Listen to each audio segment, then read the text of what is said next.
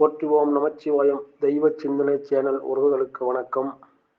21 தலைமுறை பாவங்களை போக்கும் மகாலய அமாவாசை யாருக்கெல்லாம் திதி கொடுக்கலாம் என்பதை பார்ப்போம். உத்தராயண காலத்தில் வரும் தை அமாவாசை, தட்சிணாயன காலத்தில் வரும் ஆடி அமாவாசை தவிர புரட்டாசி மாதத்தில் வரும் அமாவாசையை மிகவும் உயர்வாக சொல்லப்படுகிறது. காரணம், இந்த ஒரு அமாவாசையில் மட்டும் தான் பித்ருலோகத்தில் உள்ள நம்முடைய முன்னோர்கள் பூமிக்கு வந்து நம்முடன் தங்கி இருந்து நமக்கு ஆசி வழங்குவதாக ஐதீகம். அதேபோல் எப்படிப்பட்ட பித்ரு தோஷத்தையும் பித்ரு சாபங்களையும் போக்கக்கூடிய ஆற்றல் படைத்தது இந்த மகாலய அமாவாசைதான். அதனால் தான் வருடத்தில் எந்த மாதத்தில் வரும் அமாவாசையில் விரதம் இருந்து முன்னோர்களை வழிபட தவறி இருந்தாலும் மகாலய அமாவாசை என்ற விரதம் இருந்து தர்ப்பணம் கொடுத்தால் ஓராண்டு முழுவதும் அமாவாசையில் விரதம் இருந்து தர்ப்பணம் கொடுத்த பலன் நமக்கு கிடைக்கும் என்கிறார்கள். பித்ருக்கள் பூமிக்கு வந்து நம்முடன் தங்கி இருக்கும் இந்த 15 நாட்களும் பித்ருக்களை வழிபடுவது மிகவும் சிறப்பானதாகும். மகாலய அமாவாசை என்று நம்முடைய முன்னோர்கள் எவ்வளவு கோபத்தில் இருந்தாலும் அது தணிந்து அவர்களின் மனதை குளிர வைத்து ஆசி பெறுவதற்கான முக்கியமான நாளாகும். மகாலய அமாவாசை என்று சில குறிப்பிட்ட முறையில் தர்ப்பணம் கொடுத்து பித்ருக்களை வழிபடுவதால் பித்ரு தோஷத்தில் இருந்து விடுபடுவார்கள்.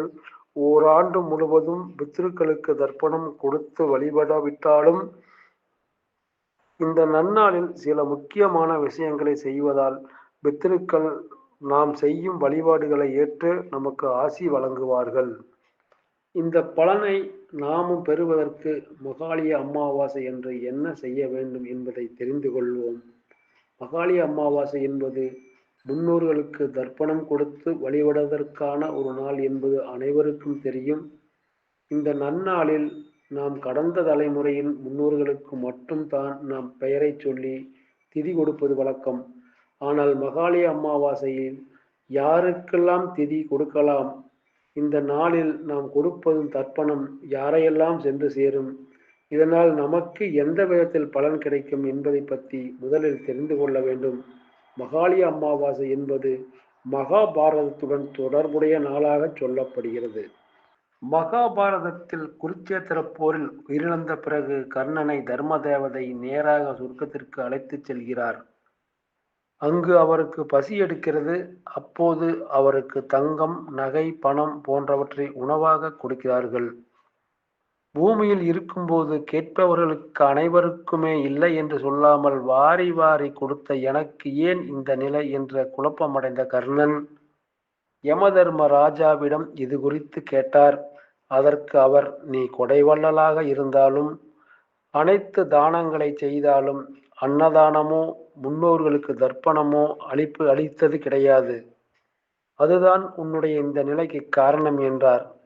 தன்னுடைய முன்னோர் யார் என்பதையே எனக்கு தெரியாது என்றார் கர்ணன். பூமிக்கு 15 நாட்கள் மீண்டும் செல்வதற்கு அனுமதியளித்த யமன் பூமிக்கு வந்த கர்ணன் தன்னுடைய முன்னோர்கள் அனைவருக்கும் மகாலய அமாவாசை திதியில் தர்ப்பணம் கொடுத்து சொர்க்கத்திற்கு சென்றதாக சொல்லப்படுகிறது. இதுபோன்று தெரிந்து தெரியாத அனைத்து முன்னோர்களுக்கும் தர்ப்பணம் கொடுக்கக்கூடிய நாள் தான் மகாலய அமாவாசை. இந்நாளில் நாம் கொடுக்கும் தர்ப்பணம் 21 தலைமுறையைச் சேர்ந்த முன்னோர்களை சென்று சேரும் என சொல்லப்படுகிறது. அது மட்டுமல்ல, மகாலய அமாவாசையில் மட்டும்தான் இந்த உலகத்தில் உள்ள எந்த உயிருக்கும் தர்ப்பணம் அளிக்க முடியும். மற்ற அமாவாசையில் நாம் அளிக்கும் தர்ப்பணம் யாருடைய பெயரை சொல்லி அளிக்கிறோமோ அவர்களை மட்டும்தான் சென்று சேரும். ஆனால் மகாலய அமாவாசை அன்று இறந்து போன நண்பர்கள், உறவினர்கள், மனிதர்கள் அல்லாத பிற உயிர்களின் ஆத்மாக்களுக்கும் நற்கதி அடைவதற்காக தர்ப்பணம் கொடுக்கலாம். மகாலய அமாவாசை அன்று திதி தர்ப்பணம் கொடுப்பதற்கு இறந்தவர்கள் நமக்கு உறவினராகவோ இரத்த பந்தமாகவோ இருக்க வேண்டிய அவசியமில்லை. யாராக இருந்தாலும் நாம் இதை செய்யலாம். அதேபோல் சுமங்கலியாக வாழ்ந்து இறந்தவர்களுக்கு புடவை போன்ற மங்கள பொருட்களை படைத்து அந்த பொருட்களை மற்றவர்களுக்கு தானமாக கொடுக்கலாம். அதனால் யாரோ ஒருவருடைய வடிவத்தில் அவர்களே வந்து பெற்றுக்கொண்டு நமக்கு ஆசி வழங்குவார். அவரது உள்ளமும் மகிழும் என சொல்லப்படுகிறது. ஒருவேளை வெளிநாட்டில் இருக்கிறீர்கள், யாருக்கும் தானம் கொடுக்க வாய்ப்பில்லை என்றால் அவர்களின் போட்டோவிற்கு முன் வைத்து வழிபட்டு பிறகு வீட்டில் உள்ளவர்கள் யாராவது அதனை உடுத்திக் கொள்ளலாம். அதேபோல் காகத்திற்கு உணவு படைத்து வழிபட முடியாதவர்கள் பூனை, நாய், புறா போன்ற வேறு ஏதாவது உயிரினத்திற்கு உணவு படைத்து வழிபடலாம். மகாளய அமாவாசை அன்று பித்திருக்களின் முழு ஆசியும் பெறுவதற்காக நாம் ஆற்றங்கரை அல்லது கடற்கரையில் முன்னோர்களுக்கு தர்ப்பணம் கொடுப்பது சிறப்பு. குளக்கரை என்பது தேங்கியிருக்கும் நீராகும். அதனால் ஆற்றில் நீர் நகர்ந்து ஓடக்கூடியது. அதனால் அவைகளில் நீராடி அவற்றின் கரையில் பித்ருக்களுக்கு தர்ப்பணம் கொடுப்பது சிறப்பு. அதேபோல ஆற்றங்கரையில் மீன்கள் இருந்தால் அவற்றிற்கு பொறி வாங்கி போடுவது மிகவும் சிறப்பு. பித்ருக்கள் மீன் வடிவங்களில் இருப்பதாக சொல்லப்படுகிறது. அதனால் ஆறு, குளம் ஆகியவற்றில் இருக்கும் மீன்களுக்கு பொரியை உணவாக அளிப்பது மிகவும் சிறப்பாகும். மகாளய அமாவாசை அன்று பித்திருக்களின் வழிபாட்டுடன் குலதெய்வ வழிபாட்டினையும் செய்வது மிகவும் சிறப்பாகும்.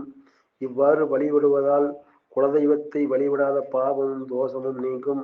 குலதெய்வத்திற்கு விளக்கேற்றி படையலிட்டு வழிபடுவது மிகவும் சிறப்பு. நம்முடைய வம்சத்தில் தோன்றிய முன்னோர்களே பெரும்பாலான குலங்களுக்கு குலதெய்வமாக வழிபட்டு வருகிறார்கள்.